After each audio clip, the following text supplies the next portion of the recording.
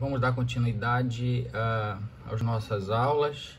Na última aula nós estávamos falando de inflamação aguda e nós terminamos aqui nesse slide vendo os principais iniciadores da resposta inflamatória. Então nós vimos que eu tenho alguns fatores que estão relacionados à resposta inflamatória. Então, infecções por micro-organismos, nós vimos que é um dos desencadeadores da resposta inflamatória, onde eles produzirão substâncias como toxinas, que serão reconhecidas por receptores das células do sistema imune, com a liberação de mediadores inflamatórios e, consequentemente, iniciando a resposta inflamatória. A necrose tecidual, como por exemplo ocorre em determinadas patologias como infarto do miocárdio, trauma ou injúria físicas e química, onde ocorre a liberação de componentes intracitoplasmáticos. Isso nós vimos lá quando nós conversamos sobre necrose, em que acontece a morte celular desorganizada e o extravasamento de conteúdos intracitoplasmáticos como ácido úrico, ATP, DNA, e esses componentes intracelulares estão relacionados com a resposta inflamatória. Outro desencadeador da resposta inflamatória são os corpos estranhos, como lascas de madeira, inserção de sujeira no tecido subcutâneo, de suturas. Eles induzem a inflamação devido, primeiramente, à injúria tecidual, ou dano tecidual dessa célula, ou esse dano traumático, ou porque a inserção desses elementos no tecido subcutâneo transportam micróbios, que, como nós já vimos aqui inicialmente, são os responsáveis por iniciar também resposta inflamatória. Essa resposta inflamatória também pode ser por reação imune, no caso das reações de hipersensibilidade, onde a resposta imune contra antígenos próprios vão causar danos em determinados órgãos e levando esses órgãos a perder a sua funcionalidade. Então, nós terminamos a aula falando sobre esses iniciadores da resposta inflamatória. Hoje nós daremos continuidade a assunto novo que nós ainda não vimos em sala de aula. É a continuidade do assunto sobre a inflamação aguda e nós vamos ver hoje as repercussões ou a reação dos vasos sanguíneos no processo inflamatório agudo. Antes de qualquer coisa, nós precisamos entender que esses vasos sanguíneos eles vão sofrer mudanças estruturais. E para que nós observemos essas mudanças, nós precisamos saber como é um vaso sanguíneo normal. Então, nós temos, primeiro, os vasos sanguíneos, eles são formados por células endoteliais, uma camada de células endoteliais. Os elementos permanece aqui dentro desse microambiente, que é o lumen, Então, aqui eu tenho as proteínas plasmáticas, aqui eu tenho as minhas hemácias, aqui eu tenho as minhas proteínas do sistema complemento, eu tenho os elementos que constituem esse tecido sanguíneo, dentro aqui desse vaso sanguíneo. Outra coisa importante que nós precisamos entender é que esses elementos se mantêm dentro desse capilar devido a um balanceamento da pressão hidrostática com a pressão osmótica. Então, quando eu tenho um balanceamento ou um equilíbrio, entre aspas, desses elementos, eles vão permanecer aqui dentro. Isso nas condições normal de um vaso sanguíneo. Quando esse vaso sanguíneo ele sofrer algumas mudanças, principalmente nesses fatores que nós falamos aqui, pressão hidrostática e pressão osmótica, eles vão sofrer mudanças. Então, eu preciso que haja essa mudança, e quem promove essa mudança, por exemplo, aqui com o aumento da pressão hidrostática, pode ser um fator patológico, como obstrução do fluxo venoso, que acontece, por exemplo, na insuficiência cardíaca congestiva. Então, esta patologia vai levar ao aumento dessa pressão hidrostática e, consequentemente, uma mudança estrutural nesse capilar. Um outro fator que pode mudar a pressão osmótica é a pressão osmótica coloidal, a diminuição dela no caso aqui, ou seja, a mudança dela, é a síntese de proteínas diminuída, como acontece, por exemplo, nas doenças hepáticas. Nós sabemos que o fígado é responsável por produzir a maioria das proteínas que estão aqui na nossa corrente sanguínea. Então, se eu tenho uma doença hepática, esse órgão vai ter uma hipofuncionalidade, uma hipossuficiência, e, consequentemente, ele vai parar de produzir essas proteínas, e elas vão estar diminuídas. Então, esse é um fator também que altera, o que faz com que esses vasos sanguíneos sofram as suas mudanças estruturais.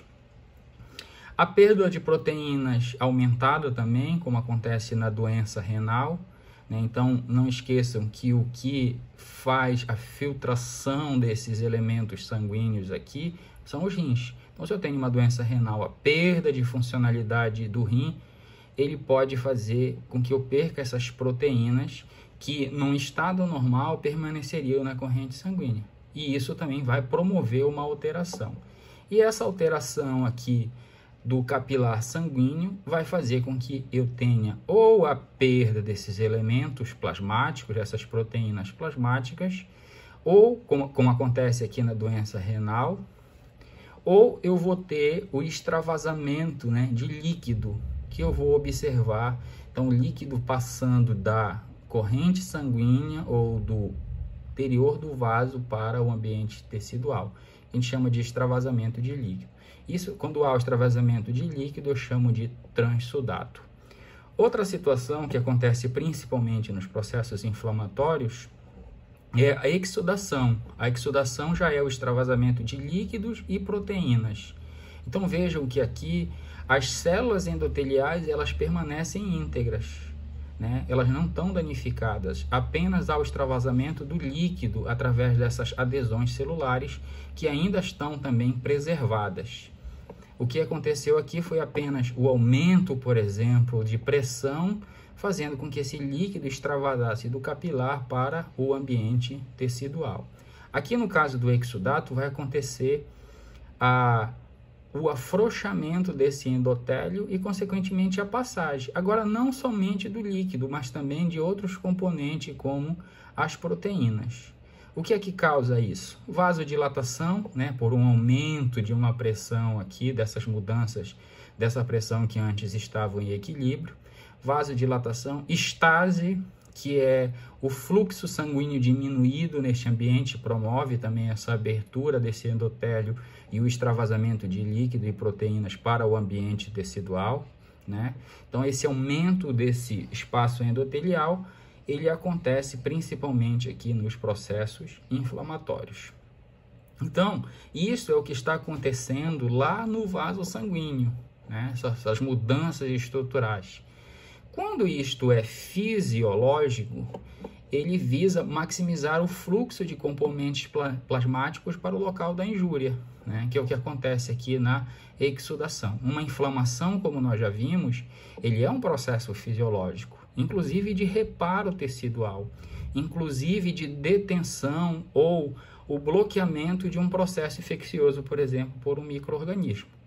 Então, enquanto isso aqui for fisiológico, vai estar tudo certo. Então, onde é que eu vejo esses eventos que nós estamos falando? Como é que eu vejo? Eu vejo isso de forma macroscópica quando o enfermeiro for fazer, por exemplo, um exame físico. Ele vai conseguir identificar que aqui está acontecendo um processo inflamatório. Por quê? Por causa das características que são visíveis, macroscopicamente eu consigo identificar. Então, edema é um deles, né? Então, eu vejo edema e eu consigo inferir que isso está acontecendo por causa da mudança da estrutura de quem? Do vaso sanguíneo, com extravasamento de líquido do ambiente, do microambiente do interior do vaso para o ambiente tecidual. E isso eu consigo ver macroscopicamente. Essas mudanças dos vasos sanguíneos, ela acontece, por exemplo, como nós também já vimos em aulas anteriores, a mudança do fluxo e do calibre vascular.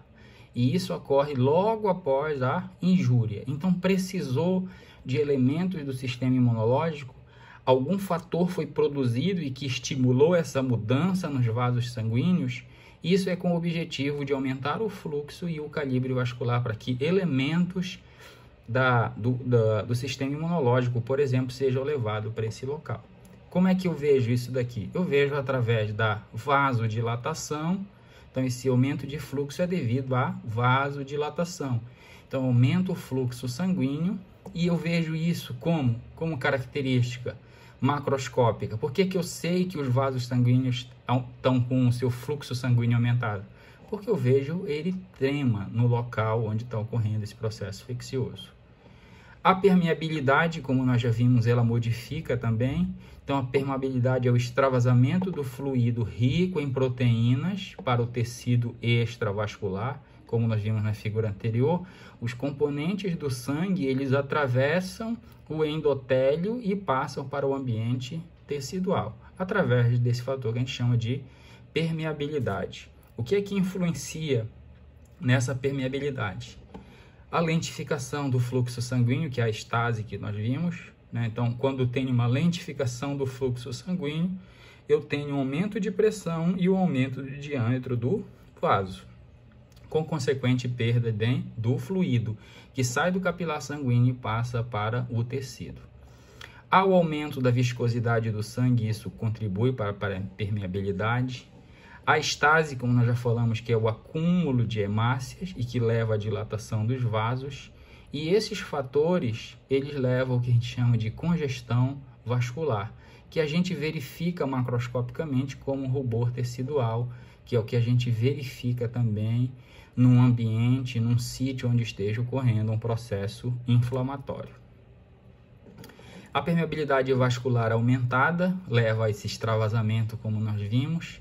Então, leva ao escapo de exudato rico em proteínas. E que proteínas são essas? Pode ser proteínas do sistema complemento, pode ser anticorpos que saem da corrente sanguínea e vão passar para o ambiente tecidual. Então, rico em proteínas para o tecido extravascular, ou seja, sai do capilar, sai da corrente sanguínea, sai dos vasos sanguíneos e vai para o tecido.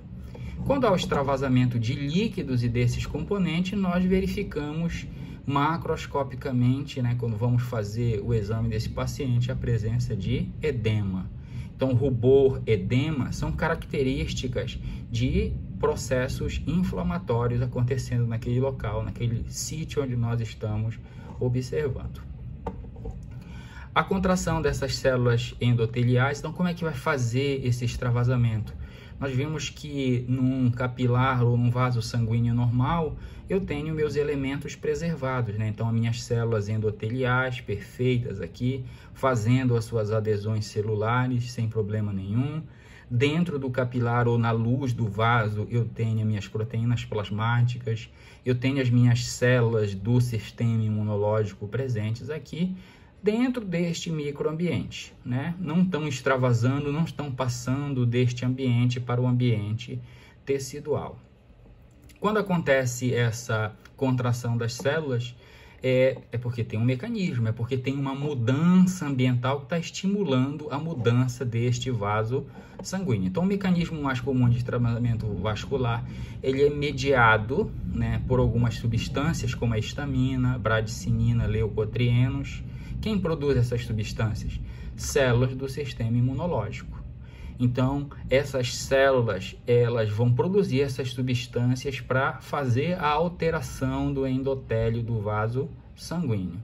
Essas substâncias, elas são de curta duração, né? Então elas são produzidas só para essas células permitirem a passagem desses elementos do sangue para o ambiente tecidual. Então, é curta duração, de 15 a 30 minutos. Até aqui nós estamos falando dessas mudanças nos capilares sanguíneos e elas são normais, né? Elas são fisiológicas, elas são necessárias que aconteçam, porque, como nós vimos, a inflamação controlada, ela é essencial para a manutenção do nosso sistema, inclusive para reparo tecidual, para reciclagem de células senescentes.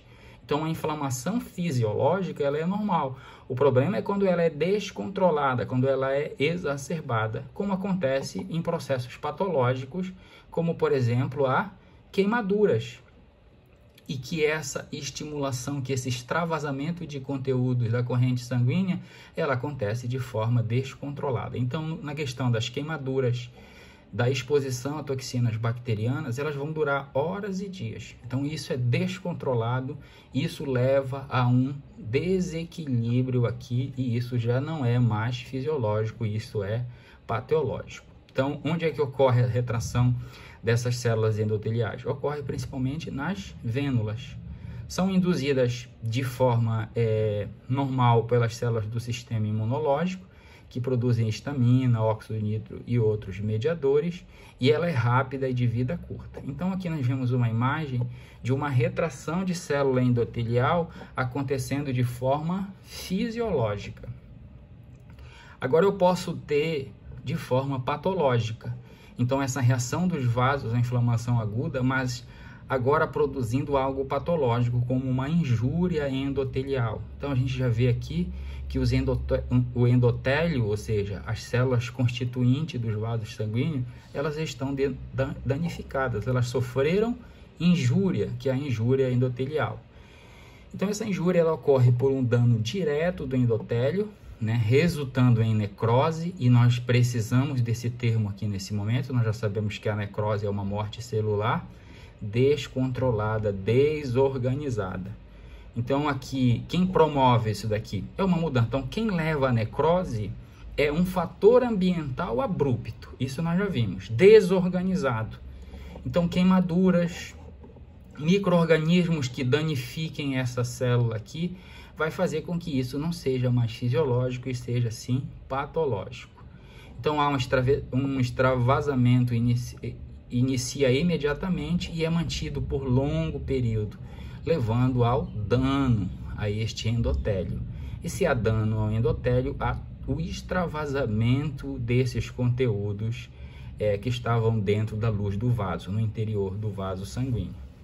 E aí a gente pode ter uma hemorragia, a gente pode ter um dano maior. Lembre que isto é descontrolado, isso já não é mais fisiológico, já é patológico. Eu tenho também as injúrias promovidas mediada por leucócitos. Então nós vimos que são os leucócitos que promovem essa abertura dessas adesões celulares lá no processo fisiológico. Mas em determinado momento eles podem perder o controle e levar ao dano desse endotélio, como a gente pode visualizar aqui. E nesse caso a gente chama de injúria vascular mediada por leucócitos. Então, para que esses leucócitos passem da corrente sanguínea ou da luz do vaso para o tecido, tem todo um processo de sinalização, né, de síntese de substância, de apresentação de moléculas de superfície, para que isso aconteça, essa passagem dos leucócitos da corrente sanguínea para o ambiente tecidual. Quando ocorre isso de forma desorganizada, descontrolada, ou quando acontece de forma persistente, não esqueça que nós estamos falando de inflamação aguda, então de forma rápida, de forma abrupta. Então, como é que acontece aqui a injúria vascular mediada pelo leucócito? Os neutrófilos aderidos ao endotélio, olha aí, aderido ao endotélio durante a inflamação, pode causar danos, amplificando a reação ou aumentando esta reação, né? Fazendo com que essas células morram. O extravasamento imediato é mantido por horas até que o vaso seja trombosado ou reparado. Então, dependendo da importância desse vaso, isso pode trazer uma maior ou menor representatividade. Então, se for um capilar sanguíneo, né, um microvaso, esse extravasamento vai acontecer, mas não trará grandes danos.